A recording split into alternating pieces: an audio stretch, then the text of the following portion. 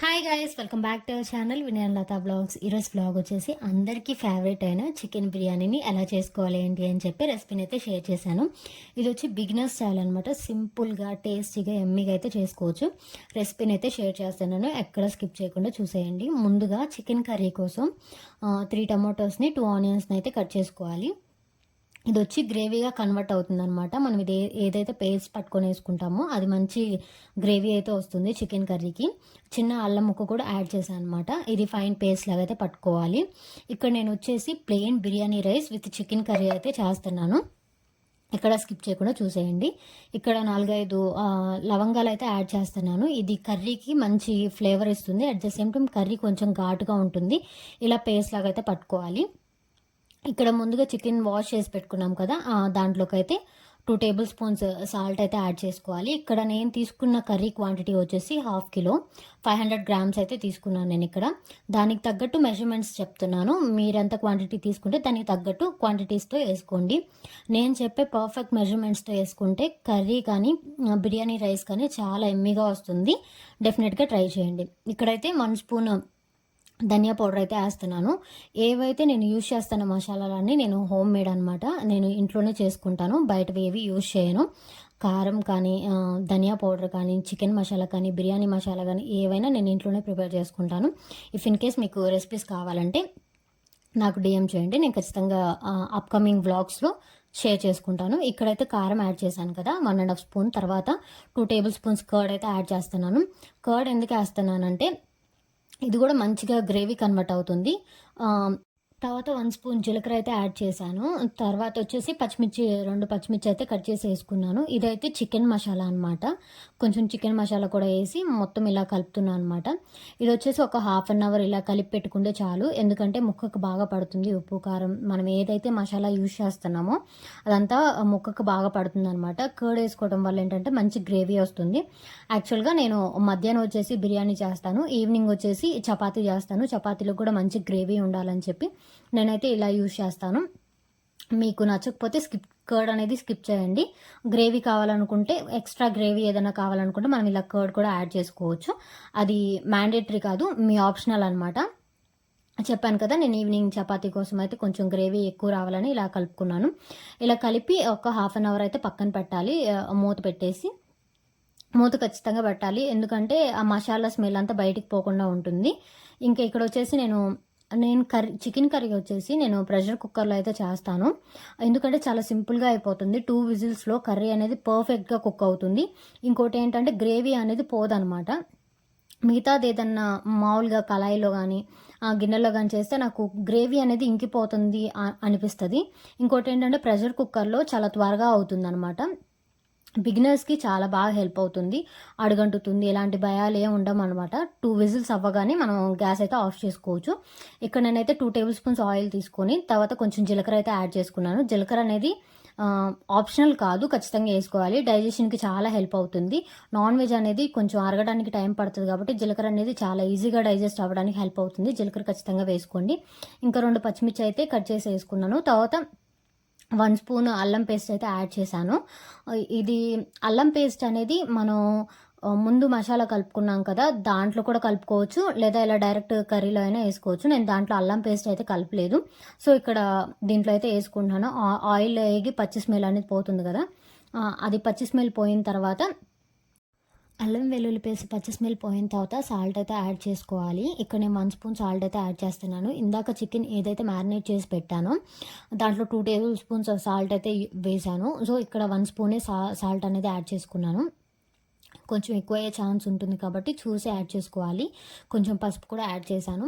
ఇది మొత్తం కలిసేలా కలిపుకోవాలి. మేము నాన్ వెజ్ కర్రీస్ వచ్చేసి కొంచెం స్పైసీగా తినడానికి ఇష్టపడతాము.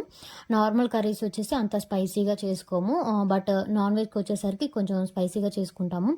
ఇక్కడ నేను తీసుకునే క్వాంటిటీస్, నేను చికెన్ ఎంత క్వాంటిటీ తీసుకున్నానో దానికి తగ్గట్టు క్వాంటిటీస్ అయితే తీసుకుంటున్నాను నేను.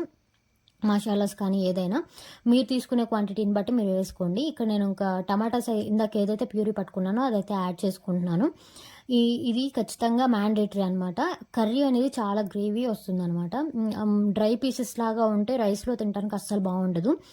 ఇలా పేస్ట్ చేసుకుంటాం కదా, ఇలా పేస్ట్ చేసి వేసుకోవడం వల్ల ఏంటంటే కర్రీకి చాలా గ్రేవీ వస్తుంది. చాలా బావుంటుంది గూడా.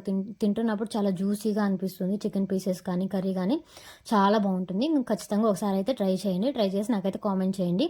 ఇక్కడ కారం యాడ్ చేశాను. కారం యాడ్ చేసిన తర్వాత ధనియా పౌడర్ కూడా యాడ్ చేశాను. ఇది మొత్తం కలిసేలా కలుపుకోవాలి. కలదిప్పుకొని మనకి దీంట్లో ఉన్న వాటర్ కంటెంట్ అంతా పోవాలనమాట. వాటర్ కంటెంట్ అంతా పోయి పైన ఆయిల్ ప్రొడ్యూస్ అవుతుంది. ఇలా మొత్తం కలిసేలా కలుపుకోవాలి. అల్లం పేస్ట్, సాల్ట్, కారం, ధనియా పౌడర్ ఇవన్నీ ఏసుకున్నాం కదా! మొత్తం కలిసేలా కలుపుకొని లిడ్ అయితే క్లోజ్ చేసి పెట్టుకోవాలి. మనకి వాటర్ కంటెంట్ అంతా పోయి పైన ఆయిల్ ప్రొడ్యూస్ అవుతుంది. ఆయిల్ ప్రొడ్యూస్ అయిన వెంటనే మనం చికెన్ అయితే యాడ్ చేసుకోవాలి. ఇక్కడ క్లిప్ అయితే మిస్ అయింది. నేను చికెన్ యాడ్ చేసిన క్లిప్ అయితే మిస్ అయిందనమాట. ఇంకా డైరెక్ట్‌గా చికెన్ ఏసింది పెట్టేశాను. చికెన్ యాడ్ చేసిన తర్వాత మొత్తం ఒకసారి కలదిప్పుకోవాలి. మనము టమాటా పేస్ట్ ఇదంతా యాడ్ చేసాం కదా! సో, ఇదంతా కలిసేలా కలబెట్టుకోవాలి చికెన్‌కి కలిసేలాగా. చికెన్‌ని మ్యారినేషన్ అనేది మీ ఇష్టం అనమాట. చేసుకోవడం, చేసుకోకపోవడం. బట్ నేనైతే ఒక్కొక్కసారి ఒక్కొక్కలాగా చేస్తాను.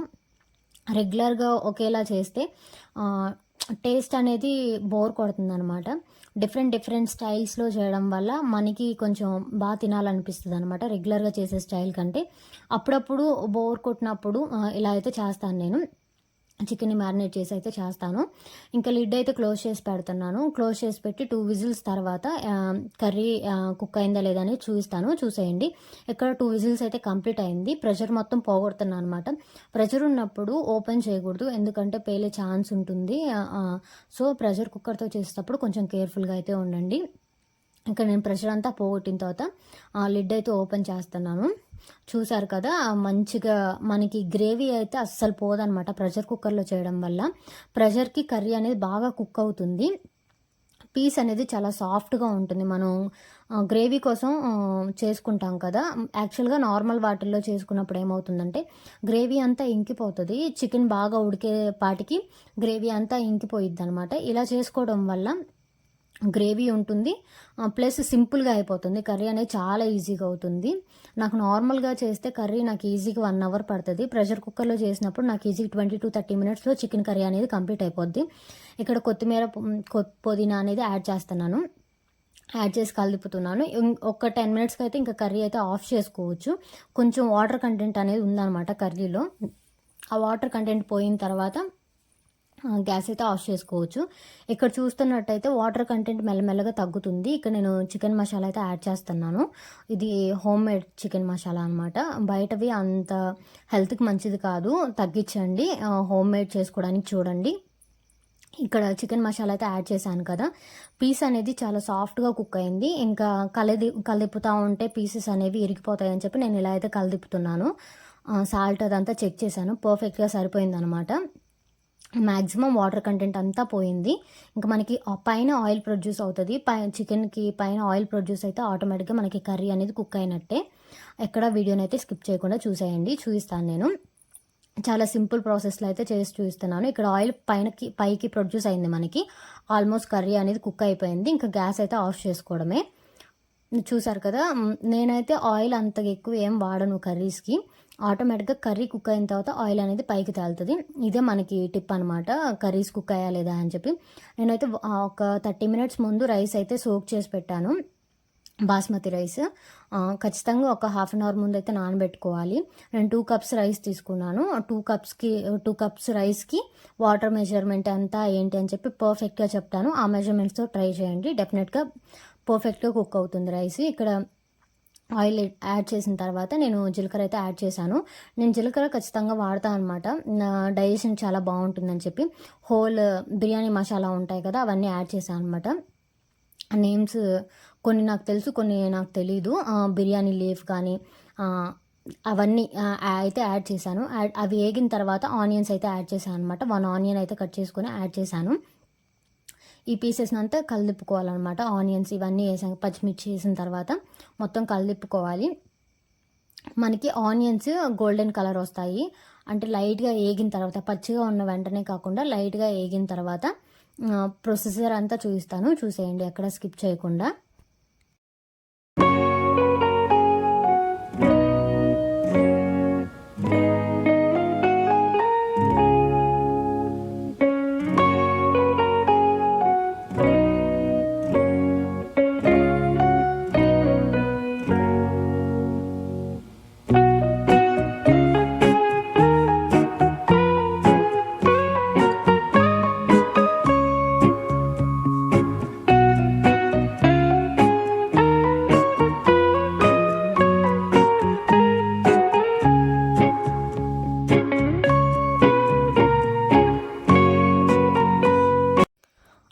బాగా వేగిన తర్వాత అల్లం పేస్ట్ అయితే యాడ్ చేసుకోవాలి. ఇక్కడ నేను తీసుకునే రైస్ క్వాంటిటీని బట్టి నేను అల్లం పేస్ట్ అయితే యాడ్ చేసుకుంటున్నాను.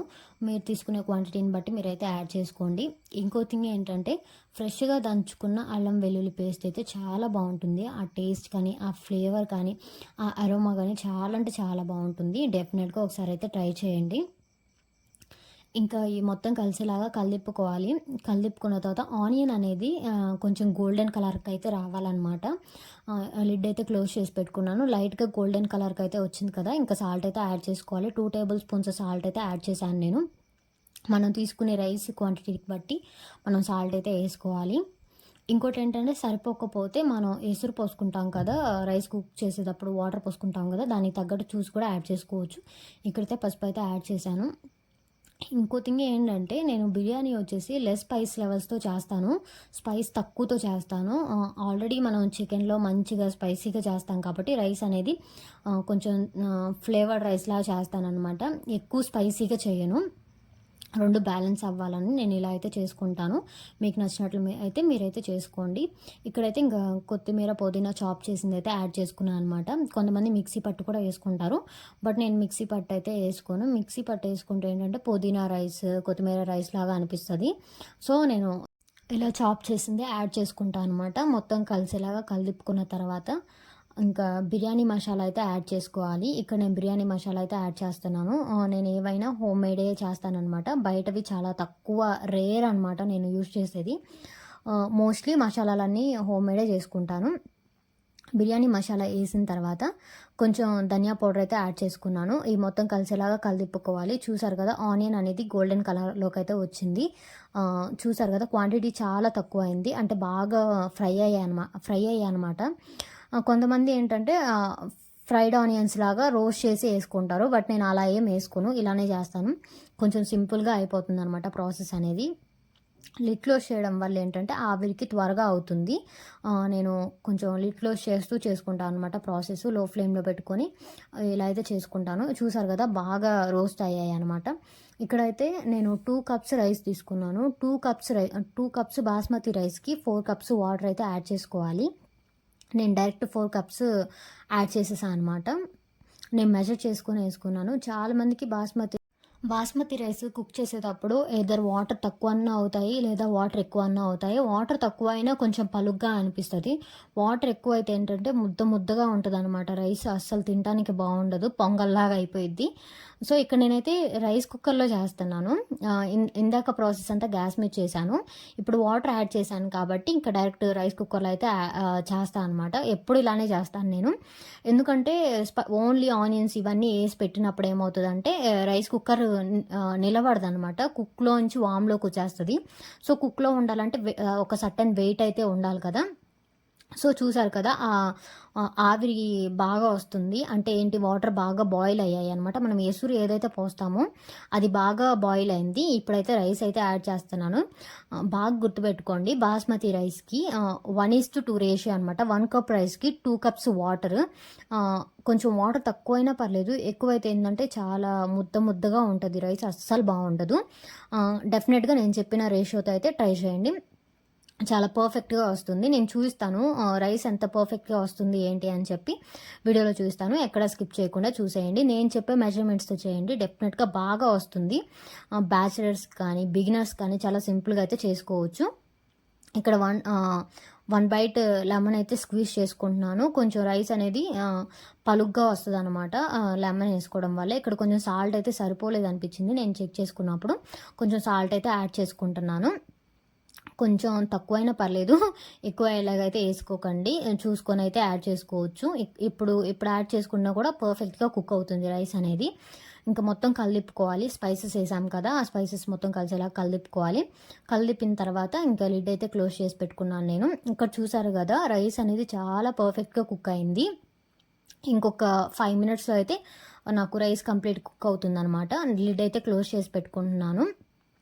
క్లోజ్ చేసి పెట్టుకున్న తర్వాత నెయ్యి అయితే యాడ్ చేస్తున్నాను అనమాట. ఇక్కడ మనకి బిర్యానీకి స్పెషల్ ఫ్రేగ్రెన్స్ కానీ, స్పెషల్ అరోమా కానీ, టేస్ట్ కానీ రావాలంటే ఖచ్చితంగా గీ అనేది యాడ్ చేయాలి. ఇక్కడ ఎల్లో కలర్లో ఉంది ఏంటి అనుకోకండి, ఇక్కడ మాకు కౌ మిల్క్ కదా దొరికేది, దాని గీ అనమాట ఇది. ఏమంటారో ఆవు పాలు కాబట్టి దాని ఘీ అలానే ఉంటుంది. నెయ్యి అయితే యాడ్ చేశాను కదా! నెయ్యి యాడ్ చేసిన తర్వాత కంప్లీట్ కుక్ అయిందనమాట రైస్. లాస్ట్‌లో కొత్తిమీర, పుదీనా అయితే అలా చల్లుకుంటున్నాను ఫ్లేవర్ కోసం. చల్లిన తర్వాత మీకు రైస్ చూపిస్తాను చూడండి ఎంత పలుగ్గా కుక్ అయిందో. పొడి పొడిగా ఉంది రైస్ అనేది. చాలా బాగా వచ్చింది. నేను చెప్పిన మెజర్మెంట్స్‌తో ఖచ్చితంగా చేసి నాకైతే కామెంట్ చేయండి ఎలా వచ్చింది ఏంటి అని చెప్పి. మీకు కనుక నా వీడియో వర్త్ అనిపిస్తే నచ్చినట్లయితే please do like, share and subscribe. Bye guys.